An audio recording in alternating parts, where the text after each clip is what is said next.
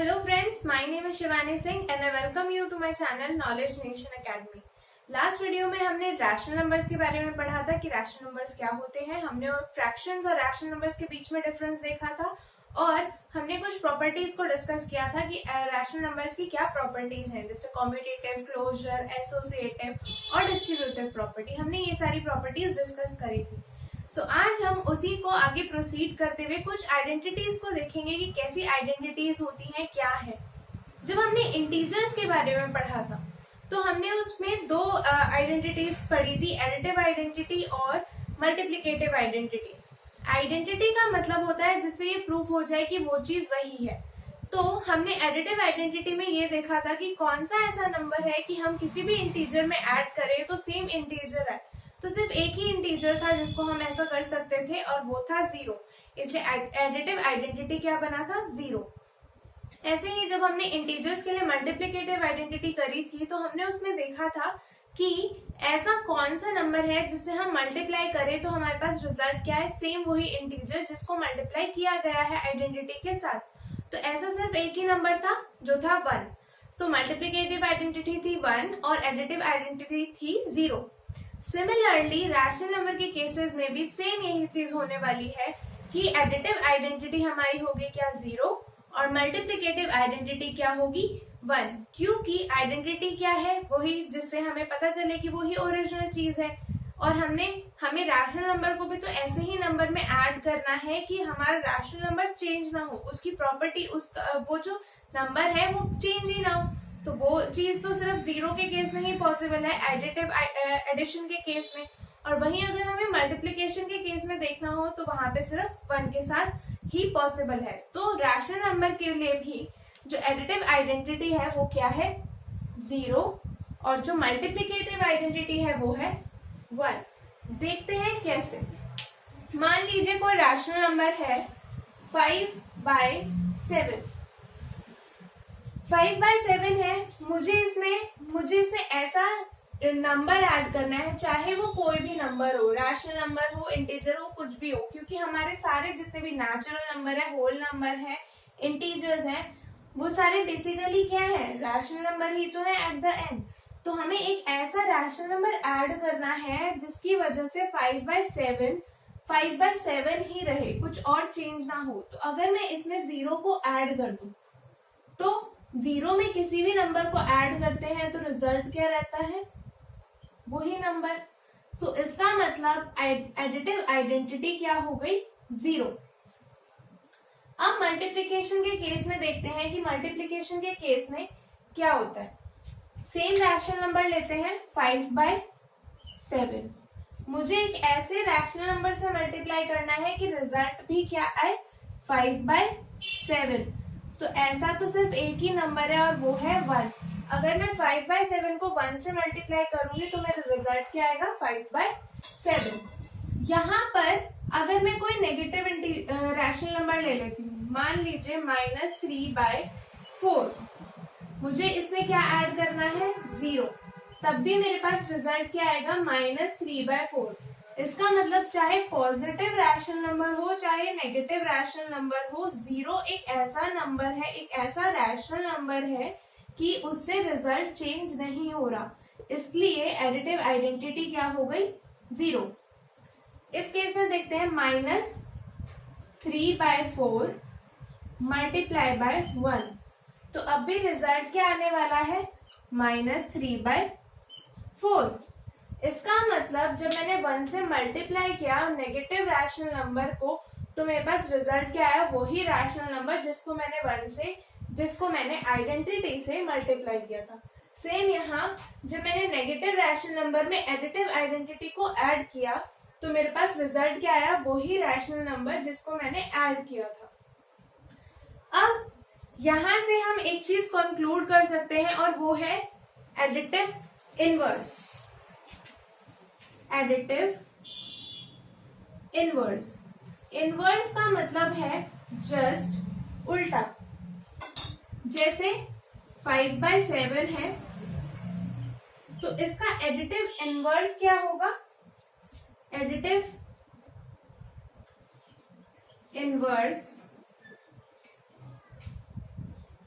Of 5/7 is -5/7।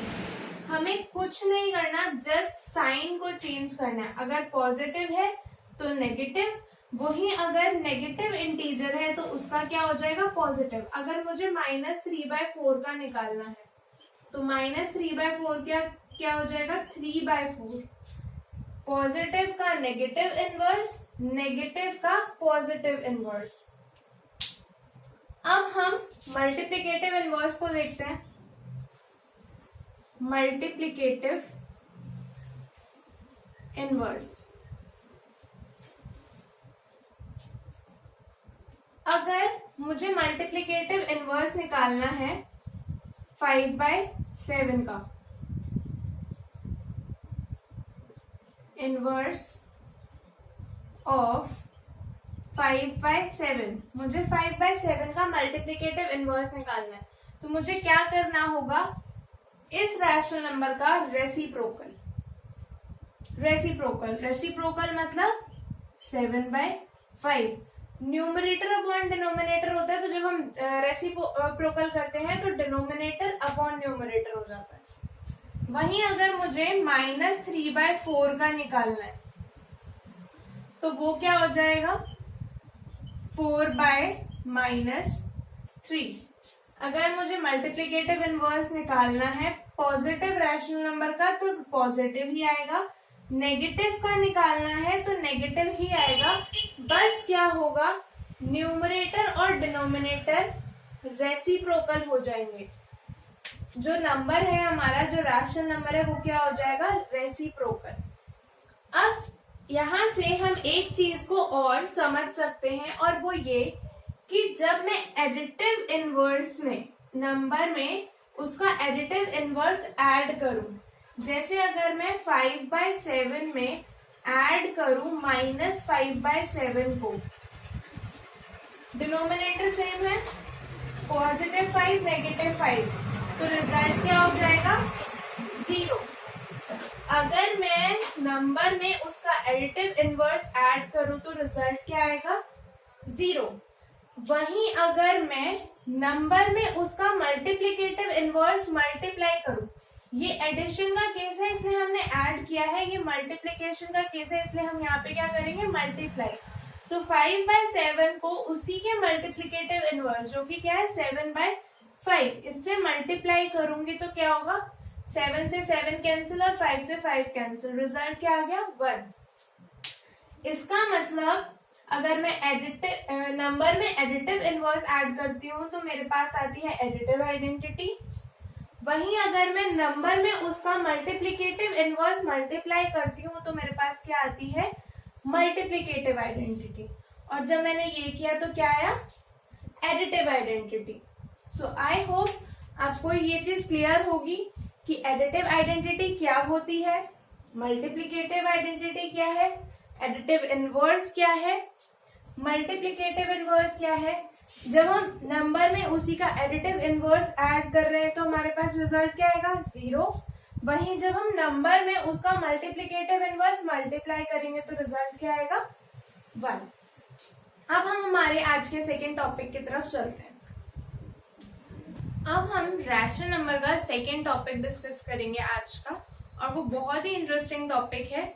लेकिन उस topic पे जाने से पहले कुछ थोड़े से क्वेश्चंस कर लेते हैं।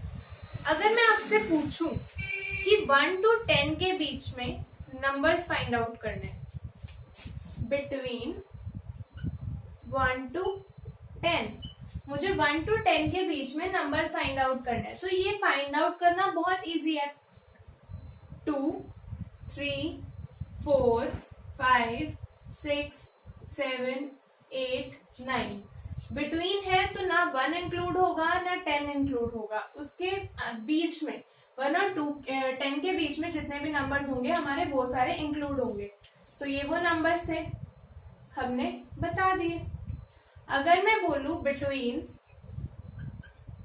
7 and 9 करना है, 7 and 9, तो हम इजीली बता सकते हैं 8। लेकिन अगर मैं बोलूं कि बिटवीन 7 एंड 9 मुझे एक नहीं, मुझे 3 नंबर्स चाहिए। 3 नंबर्स बिटवीन है तो 7 इंक्लूड नहीं होगा, 9 इंक्लूड नहीं होगा, बचा सिर्फ 8।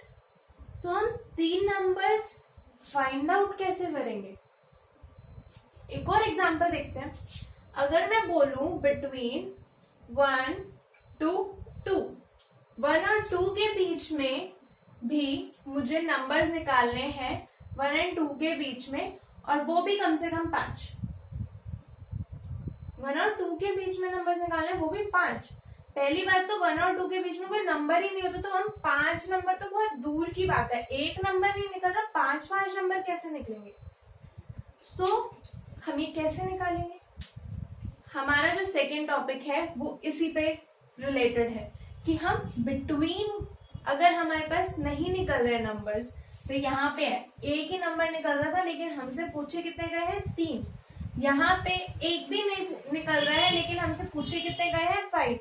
तो इस टाइप के क्वेश्चंस को हम कैसे सॉल्व करेंगे, हम अब वो सीखेंगे। सो स्टार्ट करते हैं। अगर हमें बोला गया, पहला क्वेश्चन ले लेते हैं जो हमारा नहीं हुआ था, between 7 and 9, between 7 and 9 find कितने करने थे? Find 3 numbers between 7 and 9। 7 और 9 के बीच में हमें नंबर्स फाइंड आउट करने थे, लेकिन हमने कितना किया था? सिर्फ एक किया था, 8। सो अब हमें 3 फाइंड आउट करने, कैसे करेंगे? तो देखते हैं कैसे करेंगे। 7 और 9, 7 है, 7 को मैं 7/1 लिख सकती हूँ। ऐसे ही मैं 9 को भी क्या लिख सकती हूँ? 9/1। 7 को मैंने 7/1 लिख दिया और 9 को मैंने 9/1 लिख दिया। अब मैं इसमें क्या करूंगी? 10/10 से मल्टीप्लाई।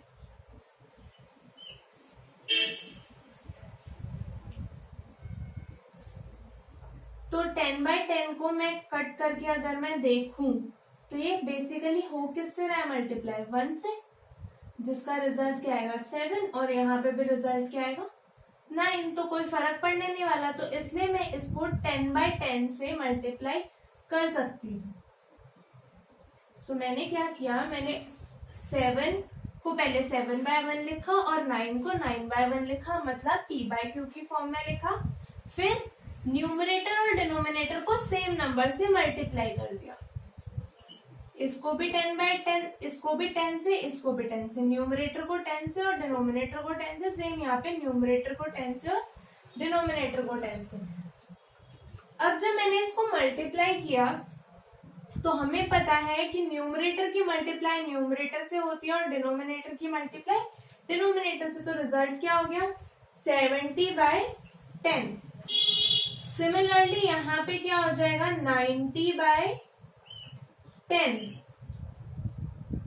अब हमें क्या करना है? हमने डिनोमिनेटर्स को सेम कर दिया है, तो अब मैं ये बोल सकती हूँ कि 70/10 एंड 90/10 के बीच में मुझे रैशनल नंबर्स निकालने, क्योंकि बेसिकली वो इक्वल किसके? 9 और 7 के। ठीक है, तो अब मुझे ये पता है कि मुझे 70 और 90 के बीच में नंबर्स निकालने, क्योंकि 10 डिनोमिनेटर तो दोनों का सेम है। तो अब हमें 70 और 90 के बीच में नंबर्स निकालने। 70 और 90 के बीच में तो हम 3 क्या 10 से भी ज्यादा रैशनल नंबर्स फाइंड आउट कर सकते हैं। सो देखते हैं कौन कौन से रैशनल नंबर है। 71, 72, 73। इन्होंने 3 बोले थे, हमने 3 निकाल दिए, लेकिन ये एग्जैक्टली हम ऐसे नहीं निकाल सकते, हमें डिनोमिनेटर में 10 भी लगाना पड़ेगा। 71/10, 72/10, 73/10। हमने क्या किया? सबसे पहले 7 को p/q की फॉर्म में लिखा और 9 को p/q की फॉर्म में लिखा। फिर हमने क्या किया? इसको 10 से मल्टीप्लाई किया और इसको भी 10 से मल्टीप्लाई किया। न्यूमरेटर और डिनोमिनेटर को सेम नंबर से मल्टीप्लाई किया, यहाँ पर भी सेम नंबर से मल्टीप्लाई किया। अब न्यूमरेटर की मल्टीप्लाई न्यूमरेटर से और डिनोमिनेटर की डिनोमिनेटर से, तो रिजल्ट क्या है 70/10 और 90/10। अब हमें 7 और 9 के बीच में ना निकाल के अब हमें किसके बीच में निकालना है 70/10 एंड 90/10 के बीच में हमें रैशनल नंबर्स निकालने हैं। क्योंकि डिनोमिनेटर सेम है इसलिए हम इजीली नंबर्स को निकाल सकते हैं। डिनोमिनेटर सबसे बड़ी कंडीशन यही होती है कि अगर हमारे पास कुछ नंबर्स ऐसे हैं जिनके बीच में हम नंबर्स फाइंड आउट नहीं कर सकते, तो पहले उन्हें p/q की फॉर्म में कन्वर्ट करते हैं, फिर डिनोमिनेटर को सेम करते हैं, और डिनोमिनेटर को सेम करने के बाद बचा क्या न्यूमरेटर। तो दोनों न्यूमरेटर्स के बीच में जितने भी नंबर हैं वो सारे के सारे नंबर्स क्या होते हैं, इनके बीच में 1 और 2। सो देखते हैं कैसे फाइंड आउट करेंगे। 1 को पहले क्या लिखेंगे 1/1 की फॉर्म में, और 2 को कैसे लिखेंगे 2/1 की फॉर्म में। फिर हम सेम नंबर से मल्टीप्लाई करेंगे। यहाँ पे मैं 5 ले रही हूँ, 5/5। आप चाहे तो किसी भी नंबर से मल्टीप्लाई कर सकते हैं। सिर्फ कैलकुलेशन इजी करने के लिए हम ऐसे नंबर देते हैं, जैसे 10 ले लिया, 100 ले लिया, हम ऐसे नंबर देते हैं सो दैट हमारी कैलकुलेशन इजी हो जाए। तो यहाँ पे क्या हो गया 5/5 और यहाँ क्या हो गया 10/5। अब डिनोमिनेटर सेम है। अब हमें कितने नंबर्स फाइंड करने 1 और 2 के बीच में, और 1 और 2 को हमने कैसे एक्सप्रेस कर दिया 5/5 एंड 10/5 की फॉर्म में हमने एक्सप्रेस कर दिया। अब हमें 3 रैशनल नंबर्स निकालने हैं इनके बीच में। डिनोमिनेटर सेम है, सबसे इंपॉर्टेंट कंडीशन की डिनोमिनेटर सेम होने चाहिए। तो यहाँ डिनोमिनेटर सेम है, तो अब हम 5 और 10, डिनोमिनेटर सेम होते ही हम नंबर्स को नॉर्मल ट्रीट करते हैं कि 5 और 10 के बीच में हमें नंबर्स निकालने। 5 और 10 के बीच में निकालना है तो 6, 7, 8, 9। इन्होंने 3 बोले थे, हमने 4 निकाल दिए। लेकिन करेक्ट फॉर्म कैसे होगी 6/5, 7/5, 8/5 एंड 9/5। तो इस तरह से हमने 1 और 2 के बीच में 4 रैशनल नंबर्स निकाले। आप चाहे तो 100 भी निकाल सकते हैं, 1000 भी निकाल सकते हैं। अगर हमें और निकालने हैं तो हम इसको 5/5 की जगह 10/10 से मल्टीप्लाई कर सकते हैं। 10/10 तो ये क्या बन जाएगा, ये बनेगा 10/10 और ये बनेगा 20/10। सो अब हमें रैशनल नंबर्स किनके बीच में निकालने होंगे 10/10 एंड 20/10 के बीच में। तो अब हम कितने निकाल सकते हैं 11, 12, 13, 14, 15, 16, 17, 18, 19। लेकिन साथ में हमें क्या लगाना पड़ेगा /10। सबके नीचे डिनोमिनेटर में हमें 10 लगाना पड़ेगा। सो हमने इन्होंने 3 मांगे थे, हमने इन्हें 9 निकाल के दे दिए। सो इस तरह से हम निकाल सकते हैं। हम सिर्फ 10 से मल्टीप्लाई कैलकुलेशन को इजी करने के लिए करते हैं। ये तो थी अगर हमारे डिनोमिनेटर सेम है, जैसे यहाँ पे दोनों डिनोमिनेटर क्या थे 1, पिछले क्वेश्चन में भी 1 थे। ऐसे ही एक और क्वेश्चन देखते हैं कि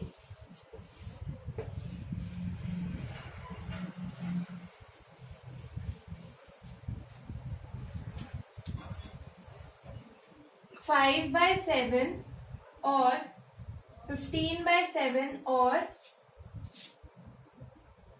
19/7 के बीच में हमें नंबर्स निकालने हैं 3। तो हम क्या कर सकते हैं 16/7, 17/7 एंड 18/7। तो हम ऐसे निकाल सकते हैं। ये तो थे जब हमारे डिनोमिनेटर्स क्या थे इक्वल। जब डिनोमिनेटर्स इक्वल हो और हमारे जितने हमें चाहिए उतने निकल रहे हैं तो हमें मल्टीप्लाई करने की जरूरत नहीं है। लेकिन अगर यहाँ पे इन्होंने 5 बोल दिए होते 3 की जगह, तो हमें क्या करना पड़ता, हमें इन्हें मल्टीप्लाई करना पड़ता और फिर हम इसको सॉल्व करते। तो मल्टीप्लाई करने के लिए भी हम हमारी मर्जी से कोई भी नंबर ले सकते हैं, चाहे तो 1 चाहे तो 2।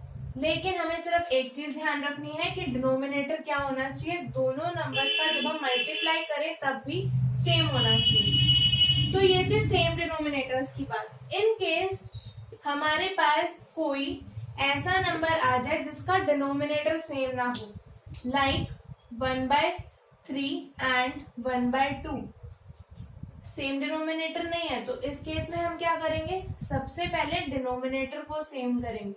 अब हम डिनोमिनेटर को कैसे सेम करते हैं, सो इसका एक ही तरीका है, एलसीएम।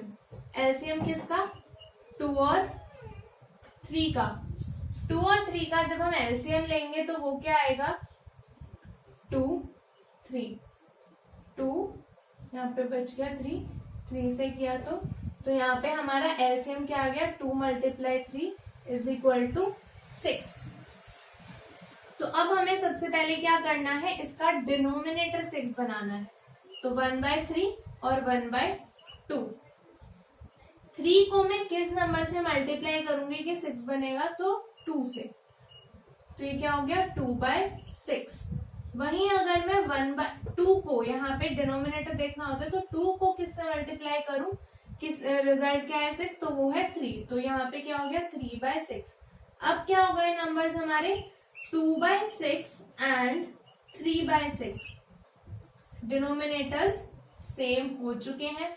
सेम वही प्रोसेस, हमें 5 निकालने हैं, तो हम मल्टीप्लाई कर सकते हैं।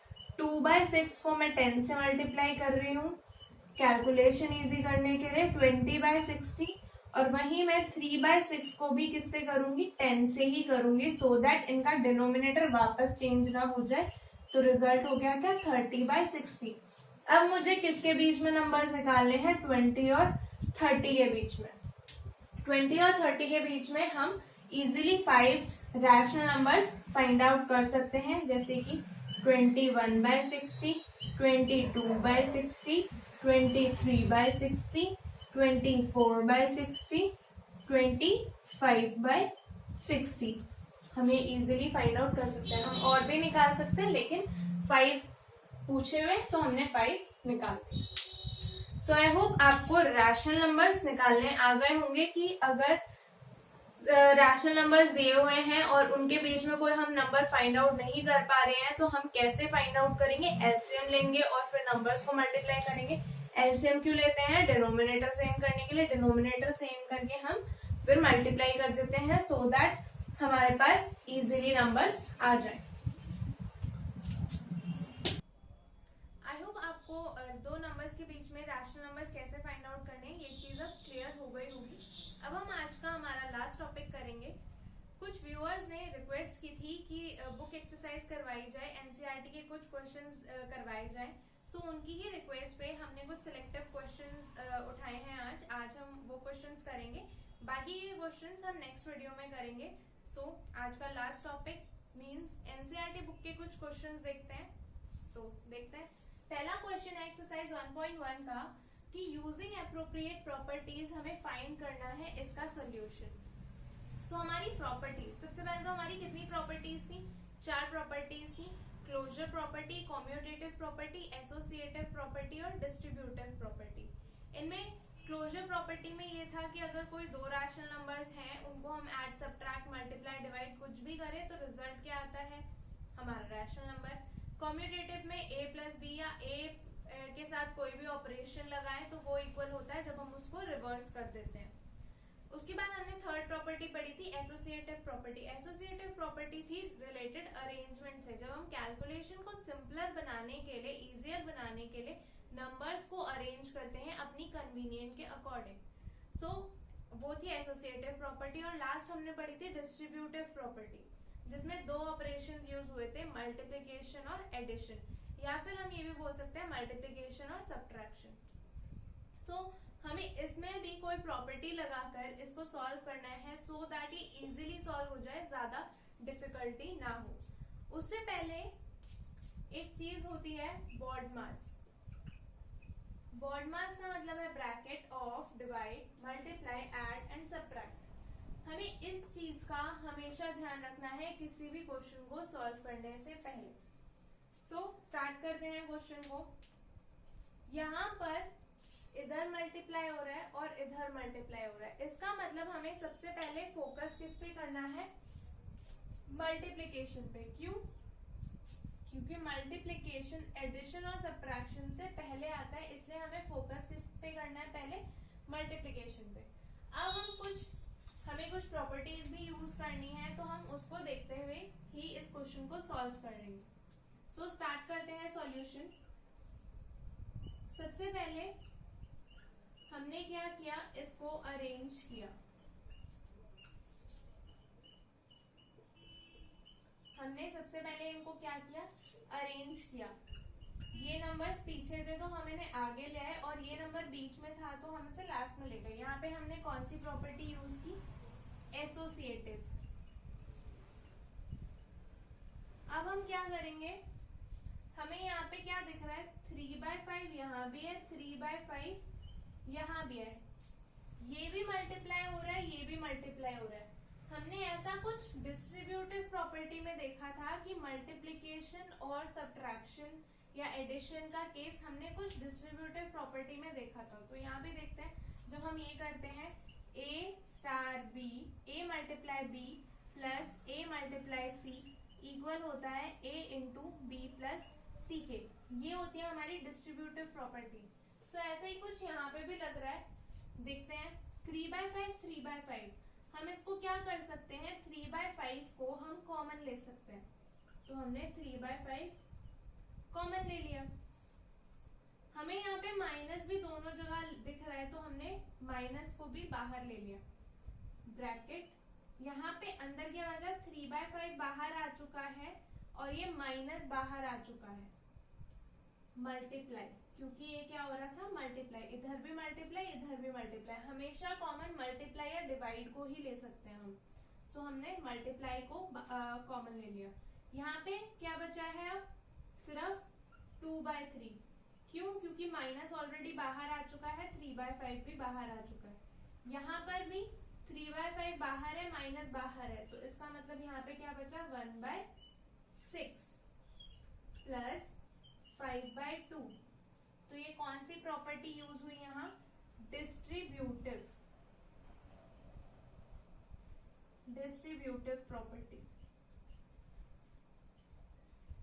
अब हम सबसे पहले किसको सॉल्व करते हैं, बॉड मास के अकॉर्डिंग ब्रैकेट को। तो हम सबसे पहले सॉल्व करेंगे ब्रैकेट को।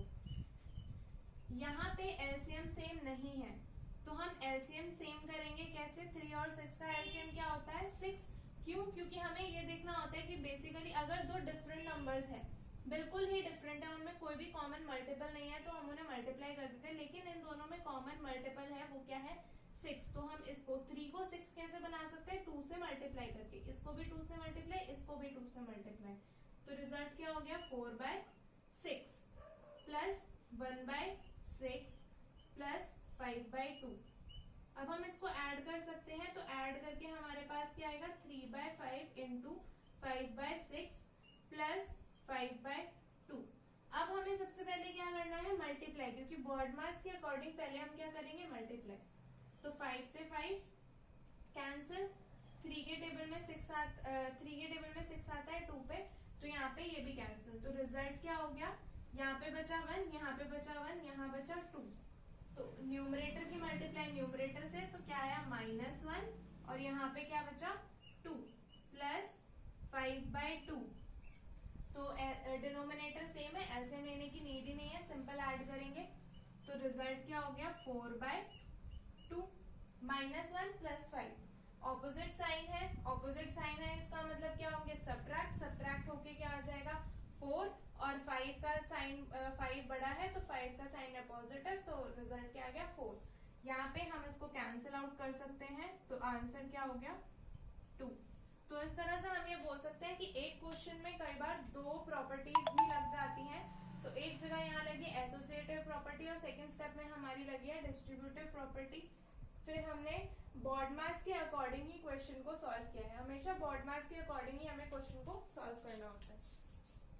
आई होप ये वाला क्वेश्चन आपको क्लियर हो। आई होप यहाँ तक आपको क्लियर होंगी सारी चीजें कि क्वेश्चंस कैसे करने हैं, प्रॉपर्टीज कैसे लगानी है, और हमारी एडिटिव आइडेंटिटी, मल्टीप्लिकेटिव आइडेंटिटी क्या है, हम दो नंबर्स के बीच में नंबर्स कैसे फाइंड आउट कर सकते हैं। आपको ये सारी चीजें क्लियर होंगी। नेक्स्ट वीडियो में हम इसी पे बेस्ड आगे की एक्सरसाइज को सॉल्व करेंगे, आगे के क्वेश्चंस करेंगे, और उनके सॉल्यूशंस देखेंगे कि हम कैसे प्रॉपर्टीज लगा के उनको सॉल्व करेंगे। सो अगर आपको ये वीडियो पसंद आया हो तो प्लीज इसे लाइक करिए, शेयर करिए, और अगर आपने अभी तक इस चैनल को सब्सक्राइब नहीं करा है तो प्लीज इसे सब्सक्राइब करिए नॉलेज नेशन अकेडमी, और कमेंट बॉक्स में बताइए कि अगर आपको कोई चीज में प्रॉब्लम है, कोई डाउट आया है तो वहां पर बताइए, और ये वीडियो कैसा लगा ये भी मुझे कमेंट बॉक्स में बताइए। Thank you.